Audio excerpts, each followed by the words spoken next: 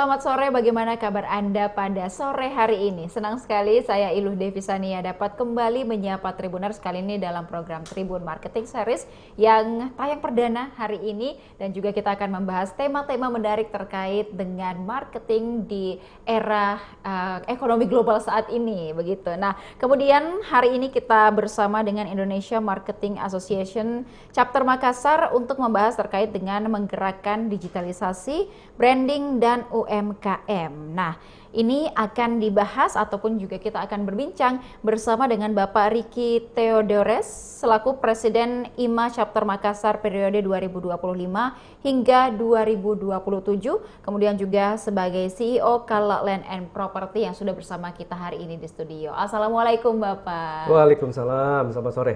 Baik, gimana kabarnya Pak? Alhamdulillah baik. Alhamdulillah baik. Kabar marketing hari ini gimana? Seru, banyak tantangan, banyak perubahan. Oke, banyak ini juga ya Pak ya, kita harus banyak beradaptasi Betul, gitu, dengan tantangan global saat ini. Nah, kemudian sebelum jauh terkait membahas bagaimana menggerakkan marketing, UMKM dan lain sebagainya, kalau boleh kita kenalan sedikit dulu Pak, mungkin Bapak sudah sejak kapan ada di IMA Chapter Makassar? Oke, baik. Saya sendiri sebetulnya bisa dibilang pendatang baru di keluarga besar IMA. Saya menjabat sebagai Presiden Chapter Makassar ini mulai 2025, dan itu periode pertama juga saya join sebagai keluarga besar IMA sebetulnya. Gitu. Jadi bisa dibilang masih baru. Begitu masuk ke IMA banyak sekali kesan dan juga pembelajaran ya, karena kita masuk ke sebuah organisasi yang cukup besar, skala nasional, jadi lebih banyak ketemu sama orang, lebih banyak mengenal tren juga, begitu kurang lebih. Baik, baru tapi sudah jadi presiden ya Pak ya. Alhamdulillah. Nah, kemudian Pak, kalau boleh juga diperkenalkan sebenarnya IMA itu seperti apa atau organisasi yang seperti apa, silahkan. Jadi mungkin pembukaan saya ucapkan terima kasih juga ya sama Tribun, yang akhirnya hari ini kita bisa merealisasikan program marketing series ini. Ini idenya kurang lebih udah hampir setahun gitu ya, kita ya dari akhir tahun lalu tuh mulai ngobrol-ngobrol, akhirnya alhamdulillah hari ini bisa kejadian, kita bisa realisasikan. Mudah-mudahan program ini bisa membawa manfaat ya, baik bagi para marketers maupun juga untuk semua secara umumnya. Jadi IMA itu kalau kita buka di websitenya, ini mulai resmi itu dari tahun 1996. Jadi kita baru merayakan ulang tahun yang ke-30 nih Mbak Ilo. Kalau ngobrol sama foundernya Pak Hermawan Kertajaya, beliau itu mulai merintis malah dari tahun 1991. Jadi ini bukan organisasi yang baru. Dan IMA Chapter Makassar ini merupakan chapter kedua. Jadi yang pertama itu Jakarta, yang keduanya langsung di Makassar gitu. Jadi ini sebetulnya sebuah wadah, awalnya itu dibentuk sebagai sebuah wadah bagi para profesional marketers. Kemudian berkembang, sekarang IMA itu menempatkan dirinya sebagai platform untuk kolaborasi. Sudah lebih dari 200-an chapter ya dari seluruh Indonesia. Kemudian ini adalah tempat para marketers mencari referensi, baik secara ilmu pengetahuan maupun juga untuk meningkatkan kompetensinya. Gitu ya. Nah, kemudian Pak, terkait dengan visi misi besar yang dibawa oleh IMA sendiri seperti apa sejauh ini? Jadi gini, visi dan misinya itu kalau secara umum kami menginginkan IMA ini bisa meningkatkan kompetensi dan juga kontribusi daripada profesional marketer. Maka dari itu kita punya beberapa program-program yang secara umum itu meningkatkan kompetensi dan juga ilmu daripada marketer yang menjadi anggota kami. Ini sebetulnya kita bisa bagi dua nih gitu. Ada program yang sifatnya ke internal maupun program yang sifatnya eksternal. Kita berkontribusi terhadap dunia marketing dari berbagai industri yang berada di luar dari organisasi IMA itu sendiri. Baik. Nah, sebelum kelewat mungkin Pak, kalau ini kan tadi disampaikan IMA Chapter Makassar ini chapter yang kedua di Indonesia. Nah, kalau chapter-chapter lain di setiap provinsi ataupun juga kabupaten kota sudah sampai di mana aja Pak? Atau sejauh ini sudah berapa chapter dari IMA sendiri? Kalau saya nggak salah ya, itu sudah hampir 200 chapter. Oke, 200. Jadi itu mulai dari Sabang sampai Merauke, dari ujung sampai ke ujung gitu. Karena memang ini organisasi yang sudah cukup lama ya. Kita baru, tadi saya sudah sampaikan di depan, kita baru ulang tahun yang ke-30 nih. Jadi udah lumayan banyak. Dan bukan hanya di batas kota, tapi sudah sampai ke kabupaten dan juga kecamatan. Gitu. Oke, baik. Jadi Sabang sampai Merauke sudah ada, kemudian juga sekitar 200-an gitu ya Pak ya, dengan sudah anniversary yang ke-30 tahun. Betul, Waduh, sudah banyak program tentunya yang dijalankan. Nah, sejauh ini program yang sudah berjalan yang paling berimpact mungkin apa Pak? Khusus untuk chapter Makassar ini kita punya beberapa program-program unggulan ya. Kita ada Marketers Day. Marketers Day ini sebuah program di mana kita memberikan kesempatan untuk anggota-anggota IMA untuk memperkenalkan perusahaannya mereka atau usahanya mereka, kemudian juga melakukan sharing gitu. Ini kita lakukan setiap 2 bulan sekali. Kemudian kita punya program tahunan, ini diinisiasi oleh IMA Pusat. Jadi ini kita sebut sebagai UMKM dan Tourism Award. Ini lumayan seru nih. Jadi setiap tahun itu kita mengumpulkan UMKM, kemudian kita juga lihat UMKM yang fokusnya di pariwisata.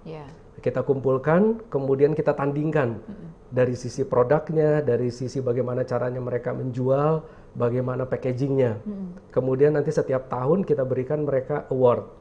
Nah, pemenang-pemenangnya ini nanti mereka akan mempunyai akses ke permodalan dan juga biasanya diajak benchmarking ke luar negeri.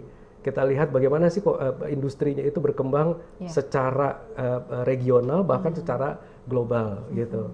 Selain daripada itu di program untuk meningkatkan edukasi, tahun lalu juga kita memulai program namanya IMA Mengajar.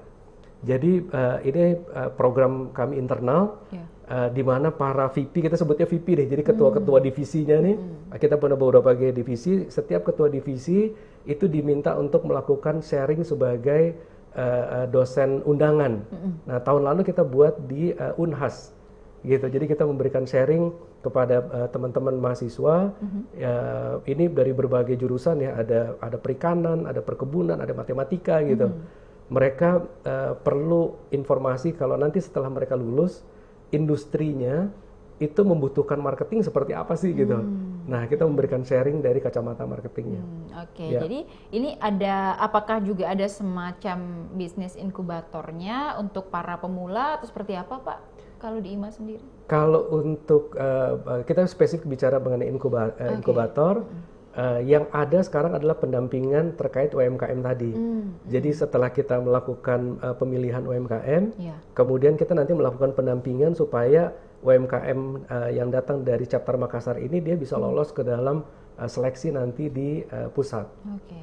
Baik. Nah, kemudian kalau kita lihat sendiri IMA di Kota Makassar ini kan tadi punya program rutin, juga program tahunan per 2 bulan sekali. Kemudian jika pemirsa ataupun juga Tribuners yang sedang menyaksikan tertarik untuk bergabung, kira-kira siapa saja atau kriterianya apa aja untuk menjadi bagian dari IMA Chapter Makassar?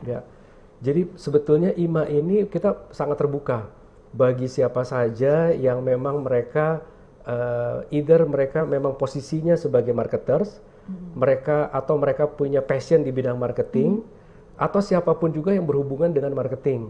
Karena marketing ini kan suatu bidang yang di semua industri itu ada, tidak terlepas hanya di industri tertentu saja gitu. Jadi dan hampir semua posisi itu nanti ujung-ujungnya juga berkenaan dengan marketing. Namun secara internal kita membagi menjadi 4 segmen anggota sebetulnya. Ini ada profesional, kemudian ada pengusaha, entrepreneur, ada pendidik, dosen-dosen, dan juga kita melibatkan pemerintah. Jadi dari kacamata marketing ini kan marketing itu tidak bisa berdiri sendiri.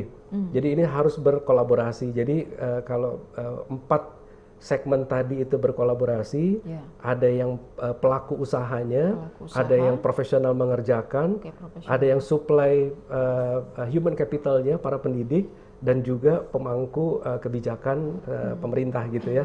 Nah ini kalau saling berkolaborasi, kita meyakini pasti hasilnya akan jauh lebih bagus. Oke, baik. Jadi kolaborasinya juga kenceng banget ya Pak, betul, ya, luar biasa. Apalagi sekarang UMKM ini kita selalu bantu untuk bagaimana mereka ini supaya bisa naik kelas. Betul. Gitu. Nah, terkait dengan UMKM sendiri, kalau di Kota Makassar, bagaimana kemudian IMA membangun jejaring dan juga kolaborasi antara pelaku usaha, termasuk UMKM tadi, kemudian juga profesional, akademisi dan pemerintah, itu apakah ada program khusus yang dijalankan atau seperti apa Pak? Ya, kan kalau di marketing nih kita selalu sering dengar terkait co-creation gitu ya, kemudian kolaboratif marketing. Jadi memang sekarang zamannya semua itu harus berkolaborasi. Jadi kegiatan-kegiatan kami untuk menggalang networking itu juga kami melalui program-program yang cross sektor. Contohnya tadi misalnya IMA mengajar gitu ya. Jadi itu melibatkan beberapa sektor. Ada universitas yang membutuhkan mahasiswanya mendapatkan tambahan pengetahuan mengenai marketing. Nah, IMA di sini berperan sebagai orkestratornya jadinya, gitu. Kita yang mengorkestrasikan kebutuhan tersebut. Kita menyediakan tenaga-tenaga pengajar yang mana terdiri dari VP dari IMA yang juga mereka ini sebetulnya lintas sektor juga, gitu. Jadi ini ada dari sektor properti, ada yang dari otomotif, ada yang dari memang pendidik, dari berbagai sektor. Nah, jadi IMA di sini berperan sebagai orkestratornya, menghubungkan antara kampus yang membutuhkan edukasi tadi dengan para pengajarnya, gitu. Jadi dengan menggabungkan berbagai komunitas, membagikan industri, ini kita bisa menggalang networking yang diharapkan, gitu. Berarti IMA juga ini menjadi wadah untuk teman-teman untuk belajar mengenai pemasaran, kemudian juga untuk praktis di lapangannya juga sudah ada. Nah, kemudian kalau untuk teman-teman yang mungkin ingin berfokus pada mendukung ataupun juga menopang jenjang karir mereka, ataupun mungkin seperti sertifikasi, Pak, apakah di IMA juga ada menyediakan hal tersebut? Ada yang formal, ada yang non formal ya. Jadi kalau secara skill, knowledge itu kita melakukan sharing sangat sering. Kita ada kegiatan pertemuan setiap 2 bulan sekali. Kemudian setiap 6 bulan sekali itu kita ada kegiatan rapat kerja nasional. Jadi IMA ini termasuk organisasi yang cukup sering kumpul-kumpul nih Pak Nilo. 2 bulan sekali kita ketemu lokal Makassar, kita ngobrolin programnya kita jalan apa enggak sih gitu. Masih ada yang perlu kita adjust nggak dengan tren sekarang. Kemudian nanti 6 bulan sekali kita ketemu biasanya di Jakarta. Itu biasanya didatang hadir juga foundernya kita Pak Hermawan Kertajaya. Beliau selalu menyampaikan tren-tren terbaru terkait marketing. Kita undang pemerintah, kita undang juga pelaku usaha dari perusahaan-perusahaan besar, multinasional bahkan internasional untuk memberikan sharing. Kemudian secara formilnya IMA ini bagian dari ASEAN Marketing Federation. Dan kita punya program certified CPM, Certified Professional Marketer. Ini ada yang kelas Indonesia CPM, ada yang kelas Asia CPMA gitu. Jadi ini program sertifikasi yang menstandarkan terkait strategik penerapan strategik marketing. Jadi biasanya kan kita sudah sering dengar gitu ya istilah apa misalnya digital marketing, media plan gitu, atau marketing plan gitu. Tapi sebetulnya dari sisi keilmuan apa sih sebetulnya yang dimaksud dengan media plan? Apa sih framework-frameworknya gitu. Nah, biasanya kita mengambil framework dari Philip Kotler atau juga kalau di Indonesia dari Pak Hermawan gitu. Nah, ini ada program sertifikasi marketingnya. Jadi mendukung juga bagaimana teman-teman ini selain UMKM naik kelas, teman-teman juga yang mendukung jenjang karirnya, kemudian juga mau punya sertifikasi di IMA juga ada termasuk dengan hal marketing gitu ya Pak. Nah, sekarang kan kalau kita lihat apa-apa serba digital gitu. Marketing pun sudah ada istilah digital marketing. Nah, seperti apa kemudian IMA ini memastikan bahwa anggotanya di chapter Makassar ini memang sudah melek dengan digitalisasi? Ini seru nih ya, karena kan industri sekarang cepat sekali berubah. Kemarin juga baru kita ngobrol-ngobrol sama teman-teman di IMA, kemudian juga dengan tempat saya bekerja. Triggernya sekarang adalah customer behavior. Ini yang cepat sekali perubahannya. Kenapa customer behavior bisa cepat berubah? Karena yang pertama itu adanya perubahan generasi dari yang tadinya generasi saya ini Gen X gitu, yang perubahannya tidak terlalu cepat, jadi kita bisa branding itu umurnya bisa 10 tahun, 20 tahun branding yang sama ini masih bisa berjalan. Tapi begitu masuk milenial, semuanya sangat cepat berubah karena generasi ini tidak mau terlalu terikat atau diatur sama orang tuanya gitu. Ini belum selesai milenial, masuk lagi Gen Z. Gen Z ini lebih cepat lagi gitu. Dia bahkan sama kakaknya pun dia tidak mau dipengaruhi gitu. Nah itu trigger yang pertama. Trigger yang kedua adalah digitalisasi. Jadi ini hal yang memang tidak bisa dihindari, pengaruh AI, pengaruh IoT gitu ya. Bagaimana kalau sebelumnya kita untuk mendesain sebuah market, sebuah produk itu perlu visibility study 2 bulan, 3 bulan. Sekarang mungkin hitungan hari, hitungan jam malah gitu ya. Format itu sudah bisa keluar. Nah, kita melengkapi anggota-anggota kita dengan tren, tidak hanya digital, tapi semua tren terkait marketing, customer behavior, itu kita update dari tadi itu, pertemuan yang setiap 2 bulan kita ngobrol tentang tren yang ada, dengan program, misalnya tadi yang program regular, Marketers Day, kita juga mendengarkan dari teman-teman yang spesifik dia misalnya dari industri otomotif. Kita buat acaranya di tempat mereka, mereka bisa menginformasikan kita produk terbarunya dan apa sih tren yang sekarang sedang berjalan di industri otomotif. Dan ini berjalan dari satu industri ke industri yang lainnya. Jadi dari otomotif, kemudian nanti ada yang spesifik mall, ada yang spesifik industri otomotif aja nanti kebagi 2 deh. Ada yang konvensional, ada listrik EV kan, betul, gitu. Ini betul. Beda lagi gitu. Nah dengan cara seperti itu harapannya anggota kita bisa terus terupdate dengan berbagai tren marketing. Dan syukurnya di Makassar ini pemerintah kota juga mendukung digitalisasi melalui aplikasi Lontara, kemudian juga di Makassar ini Super Apps tadi Lontara, kemudian melihat ekosistem digital di Kota Makassar sejauh ini seperti apa Pak kalau dari pandangan IMA sendiri? Ya, ini menarik ya. Saya rasa aplikasi Super App-nya Pemkot Makassar Lontara ini merupakan salah satu inisiatif yang sangat baik untuk merespon kondisi masyarakatnya yang sudah sangat melek digital gitu ya. Kalau mengaca ke beberapa daerah lain, saya rasa mereka juga mempunyai beberapa super app yang kita bisa jadikan benchmark. Saya lupa kalau di Jakarta, kalau nggak salah ya namanya itu Jakarta Kini. Kemudian di Jogja, Solo itu mereka punya apps-nya sendiri. Hanya tentunya balik lagi kalau dari kacamata marketing, semuanya itu balik ke siapa customer-nya dan apa positioning-nya, STP-nya nih, segmentasi, targeting, dan juga positioning. Kalau di Jakarta, karena tantangannya adalah kota yang super sibuk, kota yang sangat besar, transportasi ini jadi masalah utamanya mereka. Bagaimana mengatasi kemacetan. Dan apps-nya mereka lebih menjawab ke area sana. Apps yang ada di Solo, yang ada di Jogja, itu lebih ke menjawab kebutuhan terkait turismenya, pariwisatanya gitu. Nah saya lihat ini di Makassar, Lontara ini lebih ke servis terhadap layanan pemerintah kota Makassarnya. Jadi ada saya sendiri pengguna apps-nya, jadi ada tentang apa sih keluhan dari warga, kemudian pengurusan perizinan yang satu pintu gitu, kemudian alamat kantor-kantor dari pelayanan Kota Makassar misalnya. Jadi lebih ke services daripada kota.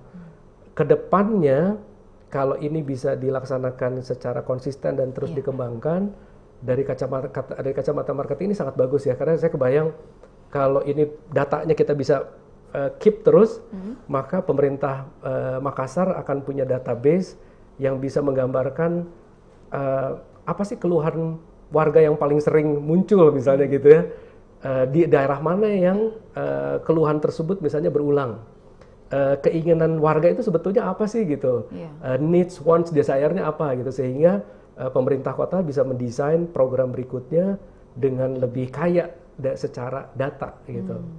Nah, terkait juga Kota Makassar, kalau ini kan kita lihat bahwa membangun UMKM dan marketing di dalamnya itu juga turut membangun Kota Makassarnya sendiri. Nah, kemudian untuk Makassar naik kelas, kita kan juga butuh yang namanya city branding, Pak, dan menarik. Juga daya saing daerah seperti apa. Nah, kemudian kalau dari perspektif city branding sendiri, bagaimana kemudian pembangunan kawasan strategis di Kota Makassar seperti di Untia, kemudian juga Karebosi dan kawasan wisata ini dapat memperkuat identitas dari Kota Makassar sendiri. Sekali lagi itu inisiatif bagus ya, kalau saya rasa dari Pemkot Makassar untuk meningkatkan atau memperkuat identitas kotanya. Kalau dari perspektif marketing, selalu basicnya adalah tadi itu, kita harus tahu siapa customernya, kita harus tahu bagaimana positioningnya. Kalau bicara city branding, yang paling penting itu adalah sebetulnya positioningnya gitu ya. Jadi kita harus petakan dulu apa sih positioningnya Kota Makassar. Saat ini yang sudah terbranding baik secara, saya nggak tau ini disengaja atau tidak disengaja gitu ya, tapi yang sudah terbentuk brandingnya adalah Kota Makassar adalah hubnya Indonesia Timur gitu ya. Nah ini yang sudah sangat kuat gitu ya. Nah kalau kita benchmarking ke kota-kota lain, misalnya kalau di DKI Jakarta itu mereka positioningnya sebagai kota metropolitan gitu ya, tempat bisnis gitu, adanya di sana pemerintahan dan bisnis. Baali positioningnya sebagai kota yang tourism global misalnya gitu. Nah kita sebagai kita baru ke tahap Makassar sebagai hubnya Indonesia Timur. Artinya kalau hub berarti ini kota transit nih gitu. Sebetulnya tidak jelek juga gitu, karena Singapura juga awalnya dia memposisikan diri sebagai hubnya Asia. Jadi ini negara transit gitu. Tapi setelah itu dia merebranding karena melihat potensinya terbatas kalau hanya sebagai transit, dia melakukan repositioning, rebranding menjadi tourism gitu. Nah, setelah itu banyak program-programnya yang mendukung tourism. Nah, IMA di sini perannya kita mulai juga buka pembicaraan, kita ajak ngobrol juga. Baru kemarin kita ketemu dengan Kadis Pariwisata. Sebetulnya program city brandingnya nanti ke depannya seperti apa sih gitu. Tentunya kalau dari kacamata marketing, yang paling awal harus ditentukan dulu positioningnya apa. Nah kalau sekarang sebagai hub, sebagai kota transit, apakah kita mau tetap di situ atau kita mau naik kelas lagi misalnya menjadi kota transit dan pusat bisnis misalnya gitu. Nah kalau jadi pusat bisnis maka nanti brandingnya lain, programnya lain, ataukah pusat hub dan pariwisata misalnya. Maka ini nanti programnya lain lagi. Tapi sangat penting, harus diakui city branding itu program yang sangat penting untuk membantu meningkatkan juga ekonomi di kota tersebut, begitu ya kurang lebih. Tapi kalau Bapak sendiri melihat dan juga dari pandangan kacamata IMA, seperti apa kemudian Makassar ini dapat mengandalkan pariwisatanya? Karena kalau misalnya kita hub sebagai transit gitu Indonesia Timur, kita harapnya bahwa orang transit ini tidak sekadar transit aja, tapi bisa jalan-jalan, perputaran ekonomi juga ada. Mungkin seperti apa sejauh ini pariwisata Kota Makassar? Tentunya nanti kita mesti diskusi lebih dalam lagi dengan pihak Pemkot ya. Tapi kalau saya lihat sebagai dari kacamata IMA, dari kacamata marketing, ada beberapa potensi-potensi besar yang bisa dikedepankan. Salah satunya tadi itu adalah kulineri gitu. Jadi tanpa di branding, orang itu sudah mengenal Makassar sebagai kota yang makanannya enak-enak memang begitu. Dan ini tinggal ini yang diperkuat. Tapi bicara tentang tourism tentunya tidak sesimpel itu ya gitu. Betul. Jadi kita harus bisa buat satu program, beberapa kegiatan di luar kulineri tadi yang bikin orang kalau datang ke Makassar dia bisa stay 2 hari, 3 hari, 4 hari gitu. Karena kalau cuman kulineri tentunya oke, bagus, tapi untuk bikin orang stay lama dan dia kembali lagi, saya rasa itu perlu dipertajam ya.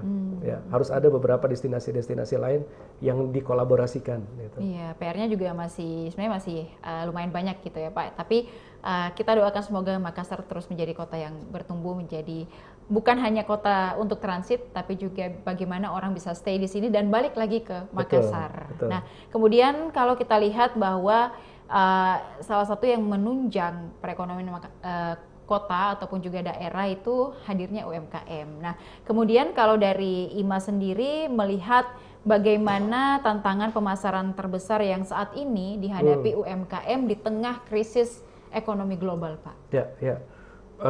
UMKM ini industri yang sering sekali di mention gitu ya. Betul. Karena ini jadi salah satu sektor yang menyumbangkan devisa dan juga terhadap ekonominya kita cukup besar gitu. Hanya memang tantangannya sebetulnya klasik ya. Jadi karena ini skupnya kecil, yang paling pertama tantangannya adalah teman-teman UMKM berpikirnya biasanya loncat langsung ke penjualan. Betul. Gitu. Karena tadi itu mungkin ya karena kapasitasnya, kemudian ini terbentuk bukan dari satu research biasanya, ini terbentuk dari apa yang mereka sudah lakukan. Biasanya loncat langsung ke penjualan, tidak memikirkan marketing dan brandingnya, gitu. Penjualan itu tentunya menjadi syarat utama. Hanya kalau kita mau penjualannya bertahan, sustainable, maka harus dipikirkan branding dan juga marketing. Yang kedua tantangannya adalah terkait tren sekarang, di mana Gen Z sudah mulai mengambil alih porsi milenial. Milenial sudah lama mengambil alih porsinya Gen X, dan masalah digital. Jadi semua sekarang pemasaran harus ada porsi digitalnya. Dua tantangan ini sebetulnya yang menjadi tantangan utama kalau saya lihat terkait UMKM ya. Oke, baik. Jadi branding sebenarnya ini bisa membantu UMKM untuk jangka panjangnya gitu ya. Jangan langsung lompat ke bagaimana penjualan. Tapi branding ini sebenarnya kalau kita lihat sekarang, kalau kita ambil contoh artis-artis nih, mungkin produk mereka belum seberapa, tapi karena branding dirinya bagus, orang mau beli gitu karena brandingnya, bukan karena produknya semata gitu. Ini juga mungkin penting bagi teman-teman yang bergerak di bidang UMKM, mungkin seperti apa membangun branding. Nah, kalau di IMA sendiri untuk punya branding ataupun juga personal branding dari setiap teman-teman UMKM ini, apakah ada program khususnya atau seperti apa, Pak? Yang konkretnya tadi Mbak Elo, UMKM binaannya IMA, yang kita tadi sudah pilih, kemudian kita persiapkan untuk masuk ke IMA UMKM dan juga Tourism Award yang acara tahunan tadi. Salah satunya adalah ya pendampingannya terkait tentunya marketing dan juga branding. Menarik tadi misalnya brandingnya menggunakan QL misalnya gitu ya, atau artis gitu. Artis punya kelebihan, mereka memang branding dirinya sendiri sudah sangat kuat gitu. Tapi bagaimana dengan produk misalnya kita jualan kue lapis misalnya gitu, mulainya dari Kota Maros misalnya gitu, dari Kabupaten Maros, kemudian kita pengen produk ini menjadi produk yang paling tidak go nasional dulu deh gitu. Nah, yang pendampingannya dalam bentuk pertama tentunya produk ya, karena kalau produknya punya defect, marketing apapun akan sulit gitu. At the end of the day produknya harus bagus dulu. Benar. Gitu. Nah, setelah produknya selesai, produknya bagus, kita mulai melakukan pendampingan branding dari sisi yang paling simpel adalah storytellingnya, gitu. Gimana sih storytellingnya, gitu? Apa sih sebetulnya yang dijual? Kemudian bagaimana packagingnya, penentuan STP-nya tadi, segmentasi, targeting dan juga positioningnya nih seperti apa? Ini kalau kita lihat ada beberapa UMKM-nya Kota Makassar, khas Kota Makassar yang sudah naik kelas, dia sampai melakukan branding, packagingnya itu disesuaikan dengan produk yang dia jual di mana. Jadi kalau produk tersebut dia jual misalnya di airport, maka packagingnya dia udah siapkan, ini packagingnya udah tinggal dibawa deh gitu. Gitu. Jadi kalau di tempat yang lain dia jual misalnya packagingnya 2 kilo gitu, tapi kalau 2 kilo mungkin agak berat ya kalau dibawa gitu. Nah dia bagi jadi mungkin hanya setengah kilo gitu. Nah, itu bagian dari marketingnya. Sekarang yang paling penting balik lagi sebetulnya adalah storytelling ya. Apa sih gitu? Apa cerita di balik produk ini? Kalau kembali ke kacamata marketing, kita punya prinsip kan produk itu harus punya diferensiasi ya gitu.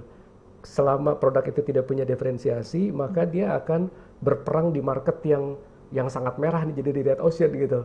Yang membedakan hanya satu, harga. Dan itu kan bahaya sekali ya kalau kita masuk ke market itu. Jadi pendampingan kami ke UMKM lebih ke arah sana, Mbak Inu. Iya, nah kalau kita bicara soal branding Pak, nah di era sekarang ini kan ada sosial media, kemudian juga ada konten. Nah, apakah ada pendampingan khusus juga kepada UMKM ataupun juga teman-teman IMA Chapter Makassar untuk bagaimana memanfaatkan sosial media termasuk konten-konten yang diproduksi tadi untuk mendukung marketing? Ya, tentunya kalau kita bicara digital marketing, saat ini tidak bisa terlepas dari sosial media. Betul. Ya. Pilihan sosial media apa untuk produk apa, untuk market yang mana gitu ya. Tentunya itu jadi bagian yang kita lakukan pendampingan. Setelah menentukan sosial media yang tepat, bagaimana sih kontennya gitu. Nah, itu larinya tadi packaging dan juga storytelling gitu. Tentunya itu masuk, Mbak. Ya, itu jadi hal yang malah salah satu syarat utamanya tuh. Gitu. Dan sangat penting juga di era sekarang, karena sekarang apa-apa orang nyarinya di media sosial. Betul. Gitu. Dulu kan di Google, sekarang mungkin bisa di TikTok, di YouTube dan lain sebagainya. Lebih karena kita sekarang manusia itu sekarang sukanya yang lebih visual ya Pak ya. Jadi konten juga sangat penting bagi teman-teman yang ingin membangun branding, terutama saat ini di era digital marketing. Mungkin bukan hanya visual ya, sekarang itu mulai waktu juga sangat penting ya. Semakin pendek kalau kita lihat kan, konten-kontennya semakin lama semakin pendek kan. Nah, ini juga kita lakukan pendampingan bagaimana sih cara bikin konten yang mungkin hitungannya hanya sekian detik gitu, tapi message-nya bisa terdeliver gitu. Menarik sih memang. Pokoknya kontennya pendek tapi langsung ada call to action-nya gitu. Betul. Oke, baik, terakhir mungkin Pak boleh sampaikan harapan dan juga mungkin pesan sama teman-teman IMA Chapter Makassar, kemudian juga para UMKM dan seluruh pihak yang mungkin tertarik dan terlibat dalam marketing di IMA. Silakan. Baik, jadi Bapak Ibu sekalian, audiens, teman-teman semua, IMA ini bukan hanya sebuah asosiasi komunitas. Jadi saat ini kami sudah bertransformasi menjadi platform kolaborasi. Jadi kami mengundang baik semua segmen kami, baik itu para pelaku usaha, entrepreneur, profesional, para tenaga pendidik maupun juga pemerintah untuk sama-sama kita join di IMA. Kita sama-sama memberikan kontribusi, khususnya kontribusi terbaik menjadikan Kota Makassar menjadi kota yang lebih adaptif dan juga kompetitif menghadapi masa yang sangat cepat berubah ini. Demikian. Oke, baik. Jadi ini mengajak pentahelix lah istilahnya ya Pak ya, untuk bagaimana bergabung dan juga menyukseskan dari Kota Makassar sendiri. Juga kita lihat sudah besar sekali pengaruhnya. Kalau kita lihat Kota Makassar ini juga sudah apa-apa sudah serba ada, sudah menjadi kota besar juga, dan semoga bisa tumbuh di sini UMKM dan juga marketingnya dapat berjalan sesuai dengan seiring dengan perkembangan zaman, termasuk juga bantuan dari IMA Chapter Makassar. Kita doakan terus bisa sama-sama mendukung bagaimana Makassar bertumbuh melalui marketing dan lain sebagainya, dan juga city branding bisa dibangun melalui IMA Makassar. Terima kasih Bapak sudah hadir hari ini di Tribun Timur. Semoga kita bisa ketemu lagi dalam perbincangan menarik lainnya, dan juga semoga nanti teman-teman di sini banyak yang bisa gabung atau join ke IMA Chapter Makassar gitu Pak ya. Baik, terima kasih. Dan juga terima kasih kepada seluruh Tribuners yang sudah menyaksikan program kita pada sore hari ini. Jangan lupa saksikan juga beragam program dan berita menarik lainnya tentunya hanya di kanal YouTube dan Facebook Tribun Timur, mata lokal menjangkau Indonesia. Saya Ilu Devisania beserta narasumber dan juga seluruh kerabat kerja pamit undur diri. Terima kasih dan sampai jumpa. Download Tribun X sekarang, menghadirkan lokal menjadi Indonesia.